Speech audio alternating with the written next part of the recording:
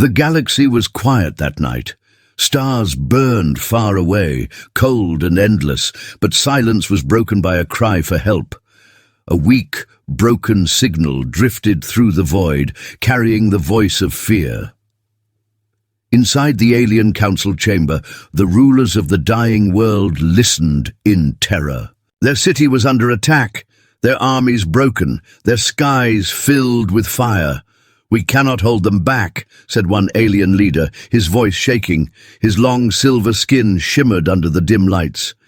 "If no one helps us, our people will vanish." Another alien, older and scarred from past wars, leaned forward. "We sent messages to the great empires," he whispered. "None replied. They ignore us. To them, we are nothing." The chamber went silent. Everyone knew the truth. The mighty empires cared only for their own strength. No one wanted to waste ships on a weak and broken planet. Then a young alien officer ran in with wide eyes. "The signal. Someone heard us." The council rose at once. "Who? Which empire?" The officer hesitated, almost afraid to answer. "Not an empire, not one of the great powers. It is Earth." The room grew cold. Whispers filled the air. "Humans?" One elder spat the word like poison. "They are young. They are reckless. What help can they give?" But the truth was cruel. No one else had answered. Only humans had listened.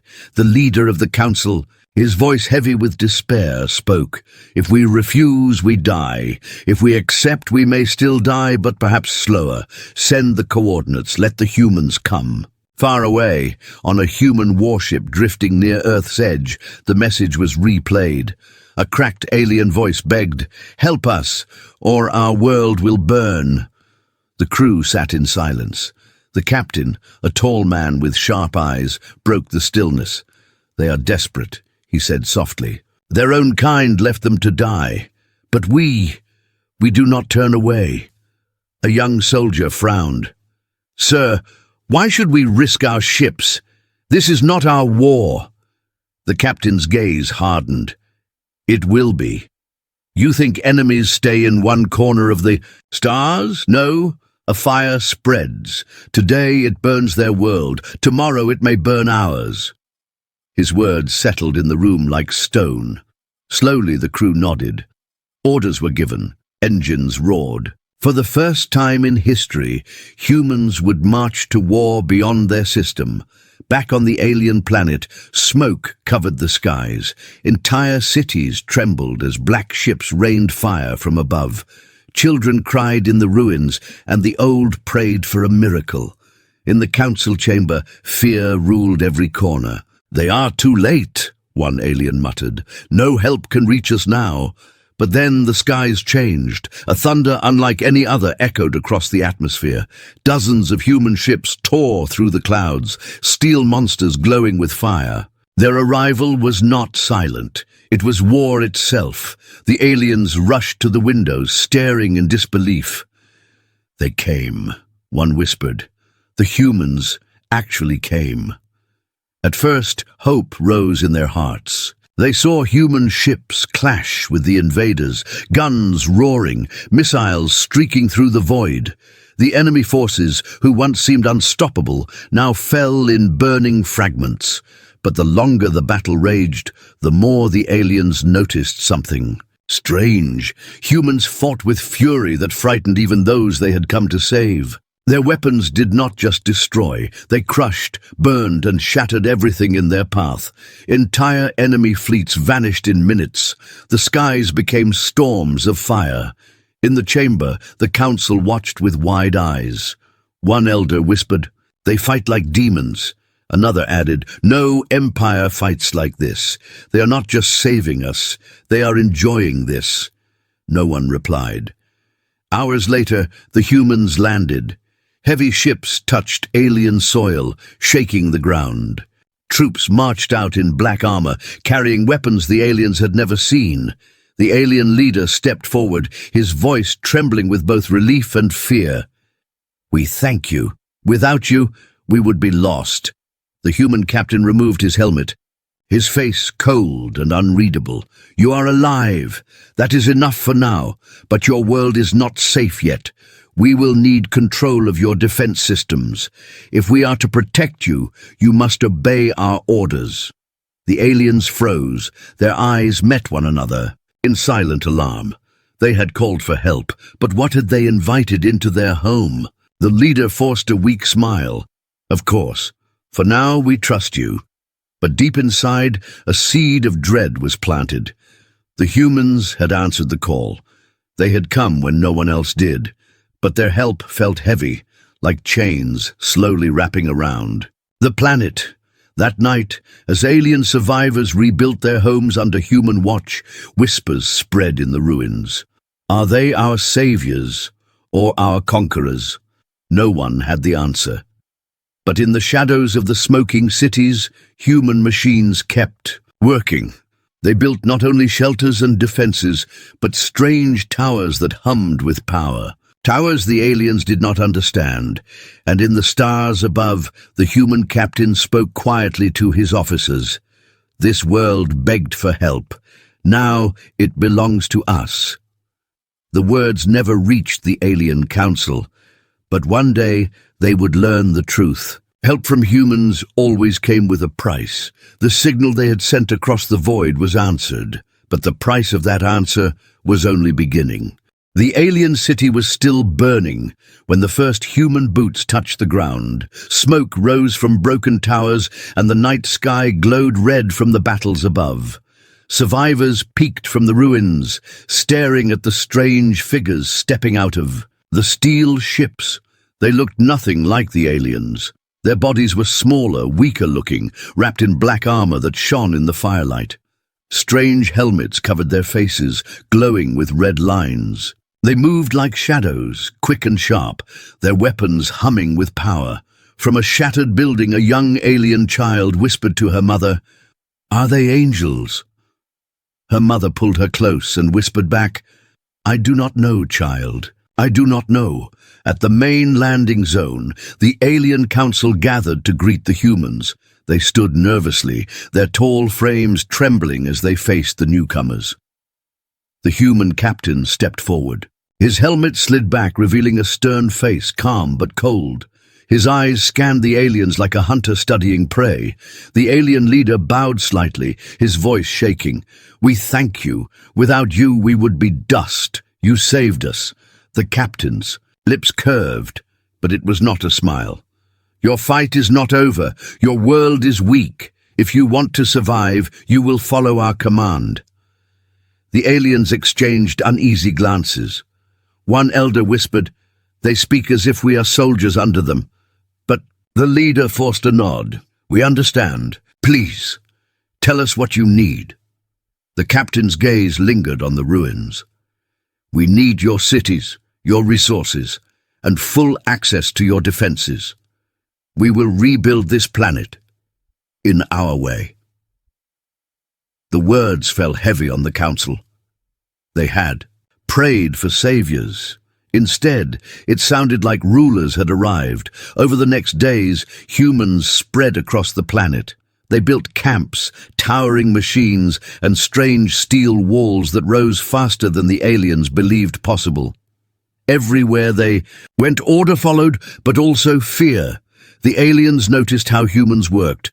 They did not rest, they did not joke. They moved with one purpose, like war itself was in their blood. One night, 2 alien guards stood watch near the human base. "I do not trust them," one muttered. "They look at us not as allies, but as tools." His companion nodded. "They fight for us now, but what happens when the enemy is gone? Do they leave, or do they stay?" Neither had an answer, but both felt the same weight in their hearts. In the council chamber, arguments broke out. "We invited death into our home," an elder cried. "Humans saved us, yes, but now they take control of everything. We cannot even move our own soldiers without their permission." Another slammed his fist on the table. "And what choice do we have? Without them, our planet would already be ash." The leader, tired and heavy with worry, raised his hand. "We cannot push them away. Not yet. But we must watch them. carefully. The humans are not what we believed. The next morning, the humans called the council to their base. The aliens walked through towering gates of steel, guarded by soldiers with cold eyes. Inside, machines roared. Strange towers glowed with light. "What are they building?" one alien whispered. No one knew. The captain waited inside, standing tall beside a massive hologram of the planet. He pointed at red marks spread across the map. "These are your cities," he said flatly. "Weak, broken, vulnerable. We will rebuild them into strongholds. We will decide where your people live, where your defenses stand, and where your ships fly. You will obey, or you will fall." The aliens stiffened. One council member stepped forward, anger flashing in his silver eyes. "This is not what we asked. You came to help us, not to chain us." The room went silent. Human soldiers raised their weapons at once, aiming at the alien who spoke. The captain's gaze turned sharp, his voice like ice. "Choose your words carefully. Without us, your people are dead. Do not forget that." The alien leader quickly stepped between them, raising his hands. "Please, there is no need for threats. We accept your terms for now." The captain gave a small nod. Wise choice. But as the council left the human base, their hearts were heavy with dread. That night, the alien skies glowed again, not from enemy fire, but from human machines. Towers rose higher, walls stretched wider, and strange blue lights pulsed across the land. In the ruins of the city, survivors gathered in silence. They watched humans march through their streets, building, digging, guarding. The air smelled less of smoke now, and more of metal.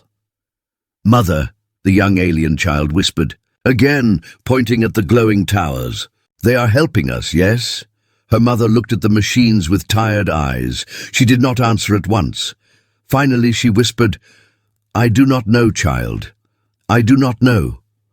Inside his warship, the human captain stood alone, staring at the stars. His voice was low, meant only for himself. "They asked for help, and we gave it, but help is never free." He closed his eyes. For him, this was not rescue. This was the first step of something greater. The aliens had called for salvation. The humans had come. But salvation always hides a price, and the price of human help was only just beginning to show. The enemy ships had been destroyed. Smoke no longer filled the skies, and for the first time in weeks, the alien cities stood in silence. Survivors believed the nightmare was over. But in truth, a new shadow was rising. Human soldiers marched through the streets, not as guests, but as owners. Their armored boots struck the ground with heavy rhythm, echoing against broken walls. Everywhere they walked, the aliens stepped aside. At first, the people whispered, "They saved us." But soon, another whisper followed. "They will not leave." In the alien council chamber, voices rose with unease. "They fight with strength," one elder said. "We owe them our lives, but look outside. Our markets are no longer ours. Our soldiers obey their orders. Our skies belong to their ships." Another younger alien slammed his hand against the table. "We cannot speak against them. Did you see what happened yesterday? A group of our guards refused to give their weapons to humans. By nightfall, they were gone. No one knows where." The leader of the council, his voice heavy with regret, whispered, "We asked for help, and we invited rulers." In the ruins of the lower city, ordinary aliens felt the change even more. Human patrols entered homes searching for enemy spies. They took food, fuel, and resources, always saying it was for protection. One evening, a frightened shopkeeper begged a human soldier, "Please, this is all I have. My children. I will starve." The soldier's visor reflected the alien's trembling face. His voice was flat without feeling. "Survival has a cost. Pay it or lose everything." The shopkeeper lowered his head and gave away his last supplies. His children cried as humans carried the food away. Not all aliens remained silent. A small, Group of young warriors gathered in secret. Their leader, a scarred soldier named Vale, clenched his fists. "We trusted them," he growled. "Now they take what is ours. If we do nothing, we will become slaves in our own world." A younger voice whispered, "But how do we fight them? Did you not see the skies? Their weapons cut fleets apart in minutes. We cannot win." Vale's eyes burned with anger. "Then we do not fight in the skies, we fight in the shadows, quiet, silent. We make them fear us as they made us fear them." The group nodded, but their hearts trembled. To resist humans was to invite death. Yet to obey humans was to live in chains. Meanwhile, the human captain stood in his command room, watching holograms of the planet. Red marks glowed across the map, showing cities, resources, and defenses. An officer approached him. "Sir, the aliens grow restless. There are whispers of resistance." The captain's eyes narrowed. "Let them whisper. Fear will break them before war does."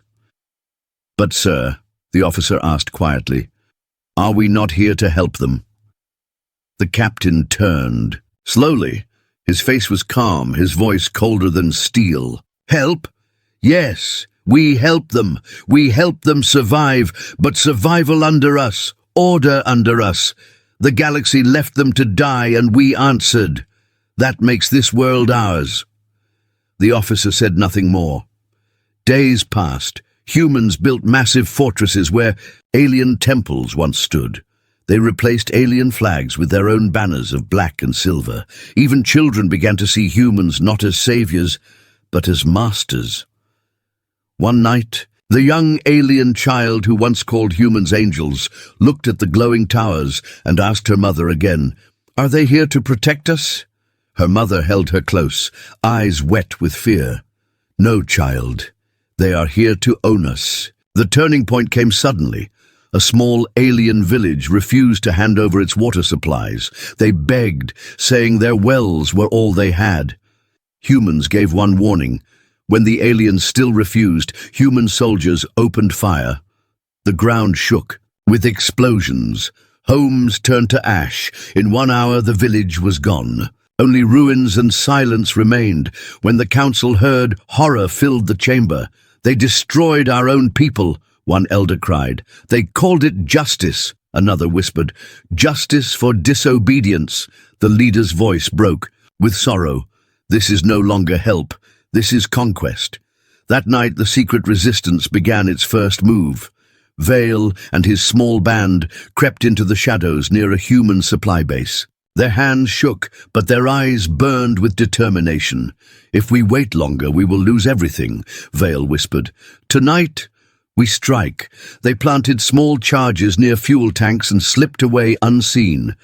Hours later, the night. Sky erupted in fire. A human base burned, soldiers shouting in chaos. It was only one attack, small, weak, but for the first time, humans bled on alien soil. Inside the warship, the human captain received the report. His jaw tightened. "Resistance," he muttered. "They dare." He turned to his officers. "No mercy. For every human killed, we take 10 of theirs. Let them learn what fear truly means." The order spread like fire. By morning, humans stormed. Alien districts, dragging families into the streets, demanding names of rebels. The aliens cried out, "We only wanted freedom!" But freedom was no longer theirs to have. In the smoking ruins, the young child clutched her mother's arm, eyes wide with terror as human soldiers passed. "Mother," she whispered, "why did we call them here?"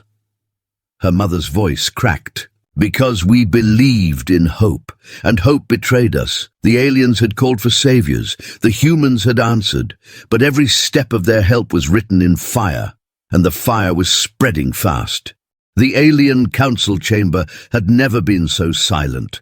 The leaders sat around the long black table, their silver skin pale, their eyes filled with dread. Outside the great windows, human ships hung in the sky like dark guardians, watching every move below. One elder finally broke the silence. His voice shook. They burned an entire village, our own people, and they called it order. Another elder slammed his fist against the table. Order? No, it is terror. We asked for protection, not chains. But the leader of the council, older than all of them, spoke with a heavy sigh. We made a mistake. We thought the humans were saviors, but they are conquerors. The enemy who first attacked us is gone, yet the humans remain. A younger council member leaned forward, his voice trembling with both fear and anger. Then we must push them out. If we wait longer, there will be nothing left of our world. The chamber fell silent again. Everyone knew the truth. Humans were powerful beyond measure. Their weapons could shatter fleets in seconds. Their armies moved with terrifying speed. To resist them openly was to invite destruction. Still, the seed of doubt had been planted. That night, the council met in secret, deep beneath the ruined city, far from human ears. Torches lit the stone chamber, shadows dancing on the walls. The young council member spoke first. We must unite with our people. We must find allies in the galaxy. Someone must stop the humans. An elder shook his head. The galaxy will not help us.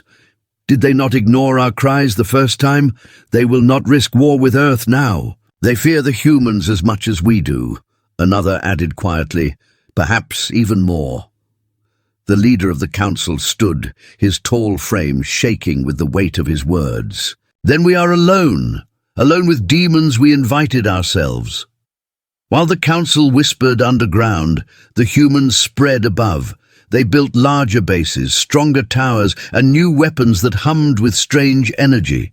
The skies glowed at night. With their machines, ordinary aliens lived in fear. Their homes were searched daily, their voices silenced, their freedom stripped away piece by piece. A father whispered to his son in the ruins, "Do not speak against them. Do not even look at them wrong. They hear everything. They see everything." The boy, small and curious, whispered back, "But who will save us now?" The father had no answer. In the human command center, the captain studied reports. His officers stood beside him, silent, waiting for his words. "Resistance is growing," one officer finally said. Whispers spread among them. They are afraid, but fear creates rebellion. The captain's lips tightened. Then we give them more fear. If whispers spread, we cut out the tongues. If rebellion rises, we burn it before it breathes. Another officer hesitated, then asked, "Sir, are we not going too far? These people are broken already. Why push them deeper into fear?" The captain turned, his eyes cold as steel. "Because fear is control, and control is survival. The galaxy does not respect kindness. It respects strength. That is the law of the stars." No one dared question him again. The alien resistance hidden in the shadows grew bolder. Vale, the scarred soldier who had led the first strike, gathered new followers. Their faces were tired, their voices low, but their eyes burned with determination. "We cannot fight them in the open," Vale said, "but we can bleed them, one cut at a time. Let them know this planet is not theirs." His followers nodded. They planted traps, sabotaged supply routes, and vanished into the ruins. Human soldiers began to die in sudden ambushes. Their patrols attacked in the night. For every strike, however, humans responded with 10 times the fury. Districts were locked down, families dragged from homes, entire neighborhoods punished for the actions of a few. The aliens felt both pride and terror. Pride that someone fought back, terror that humans crushed them harder each time. In the council chamber, news of the resistance reached the leaders. One elder whispered, "Perhaps they will drive the humans out." But the leader shook his head. "No, they will only make the humans stronger. They will give them reason to destroy more." The young council member leaned forward, voice sharp. "Then what do you suggest? That we bow forever? That we let them rule us until nothing remains?" The leader's eyes darkened. "I suggest we survive. Survival first, freedom later. But even as he said the words, doubt gnawed at him. Could survival even exist under the shadow of humans? One evening, the humans summoned the council to their fortress. The alien leaders walked through long steel halls, their tall bodies dwarfed by machines that hummed with strange energy. The captain met them in the center, his armor shining under white lights. He spoke calmly, but his words were blades. You will give us full control of your military fleets, your ships, your weapons, your armies. They are now ours. Only under our command will this world be safe. The council froze.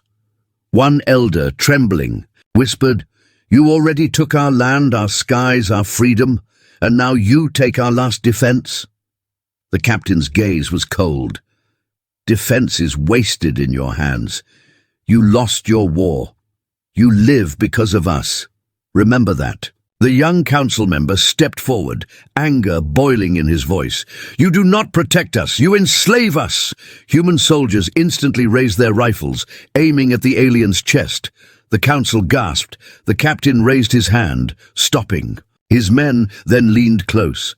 His voice was soft, almost a whisper, but filled with iron. Choose your next words carefully. They may be your last. The chamber fell silent.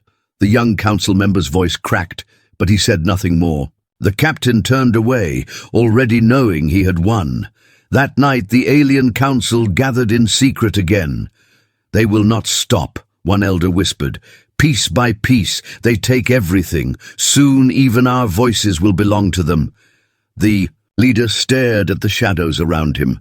His voice was low, filled with sorrow. We asked for help. We called across the stars, and what answered was worse than silence. Above, in the human fortress, the captain stood at the window, staring at the alien city below. His voice was quiet, almost thoughtful.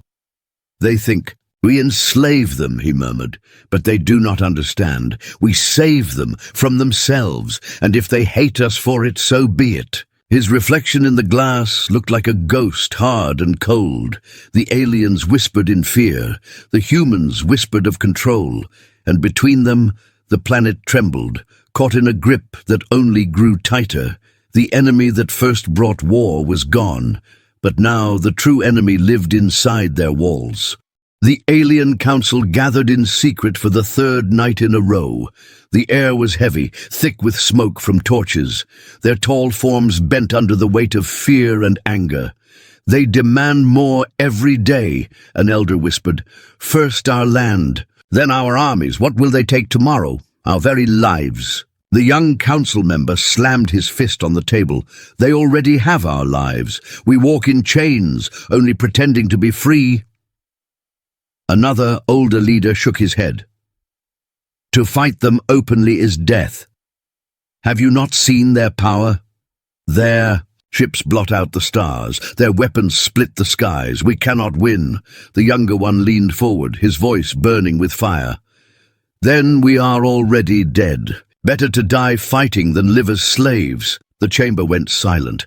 No one spoke, but the truth weighed on all of them. Something had to be done, or soon nothing of their world would remain. Meanwhile, in the human fortress, the captain stood before a massive hologram of the planet. Red marks glowed where resistance had been spotted. His officers waited for orders. They are restless, one reported. More whispers of rebellion, small attacks in the shadows. The captain's eyes narrowed. Then we end this before. It grows. Their leaders are the root.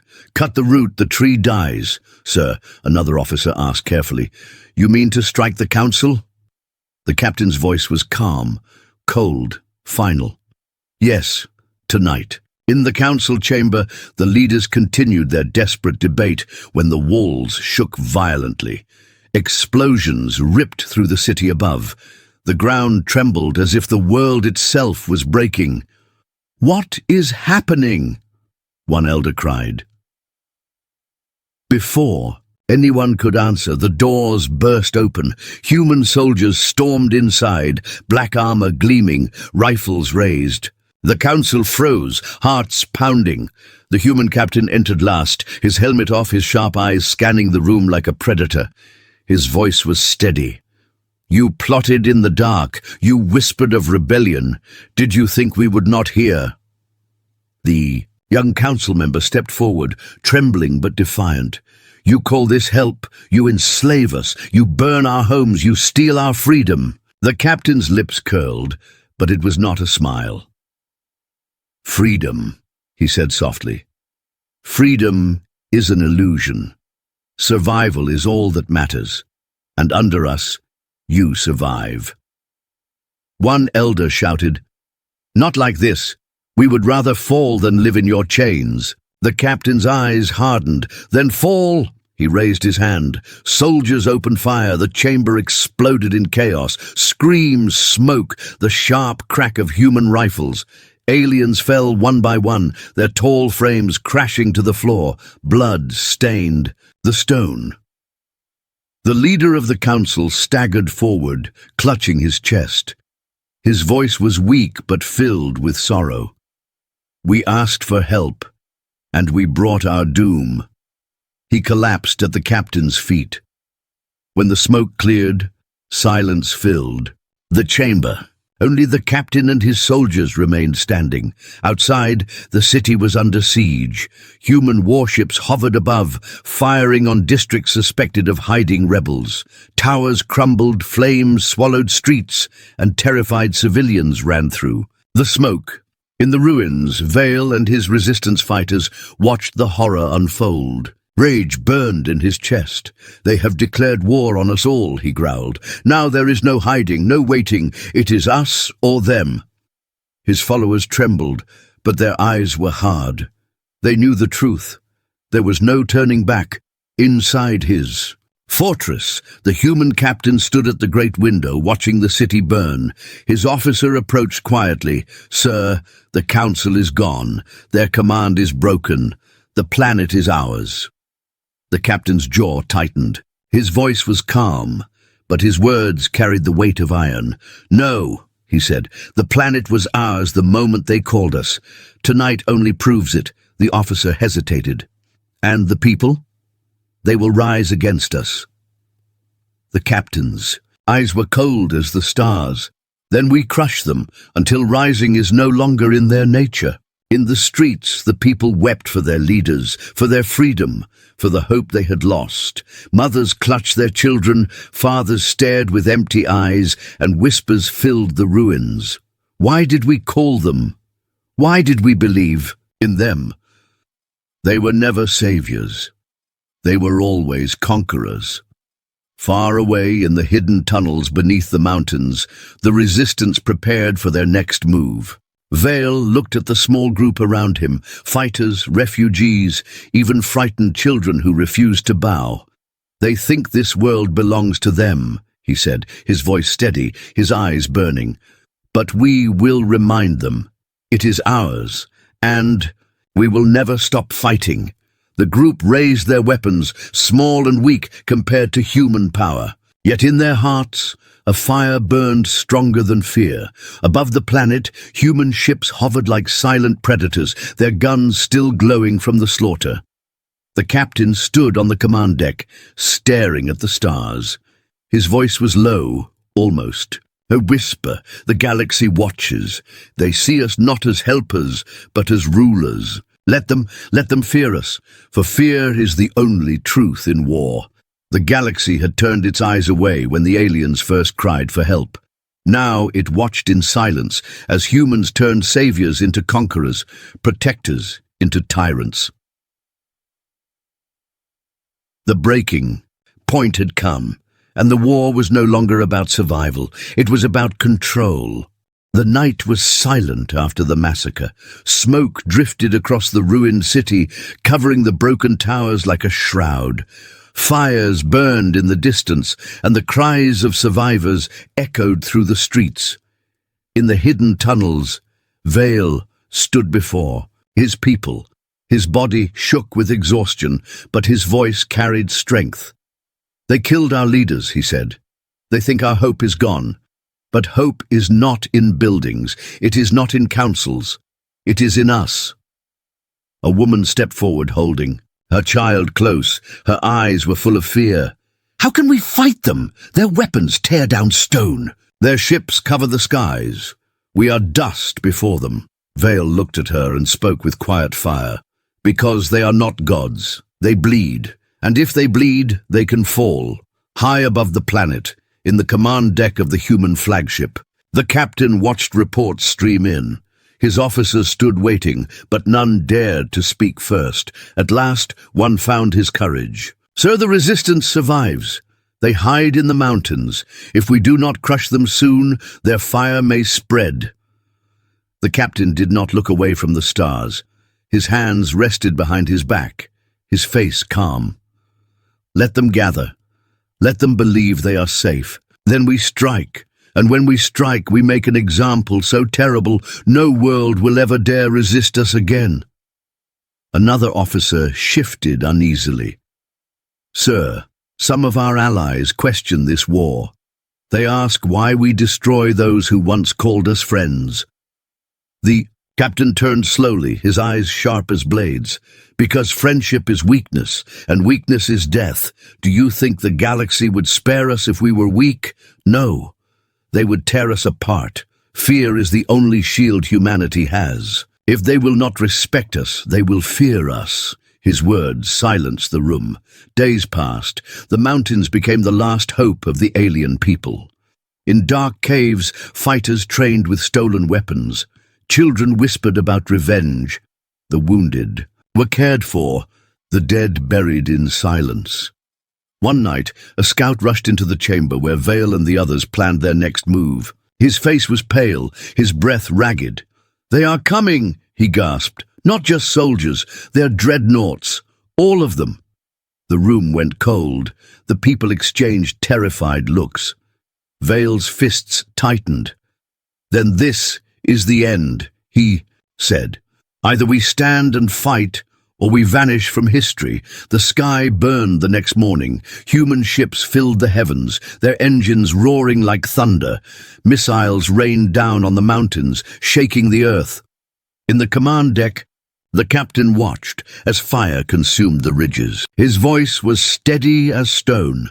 "Begin the purge." Soldiers poured into the caves, rifles blazing. Resistance fighters leapt from the shadows, striking with blades, with fire, with desperation. The tunnels filled with screams and smoke. Vale fought among his people, his weapon shaking in his hands, but his heart fierce. He struck, he fell, he rose again. Around him, his people fell like leaves in a storm, yet still they fought. A soldier cornered him at last, rifle raised. But before the shot fired, Vale roared and tackled him, ripping the weapon away. For a moment hope flared, then the ground shook. Dust fell from the ceiling. A massive shadow filled the cave entrance. The captain himself stepped inside, flanked by armored guards. His eyes found Vale. "So," he said, his voice calm, almost gentle, "you are the flame they follow." Vale spat blood, glaring. "We are not your slaves." The captain's gaze was steady. "No, you are our warning." Vale frowned. "Warning to who?" The captain's lips curved slightly, not into a smile, but something colder. "To the galaxy. They watch from their safe worlds. They whisper that humans are dangerous. They wonder if we are too wild, too violent to be trusted. Tonight, we give them their answer." Vale's eyes widened as the truth struck him. This was never about saving us, never about helping. You wanted this war. "Yes," the captain said softly. "We wanted it seen. We wanted them to remember what humans are capable of.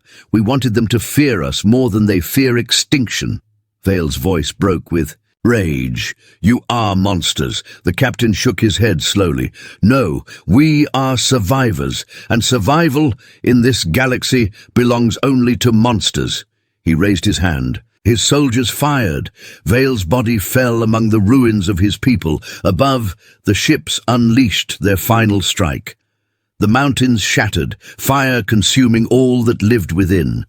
When the smoke cleared, nothing remained but ash and stone. On the flagship, the captain turned to his officers. "Send the message. Broadcast it to every system, every council, every world that watches. And the message, sir." The captain's eyes shone like cold fire. "Tell them what happened here. Tell them humanity came as saviors but left as conquerors. Tell them that those who defy us will share the same fate. Let the galaxy remember. Let the galaxy fear." Across the stars, screens lit up. Worlds far and wide watched the destruction. They saw the alien cities in flames, the leaders cut down, the mountains reduced to dust. They heard the captain's words, and silence spread across the galaxy. In that silence, a new truth was born. Humanity had not come to bring peace. Humanity had come to rule. And now every world in the galaxy knew. To stand against them was to invite fire. The galaxy trembled, and humanity smiled.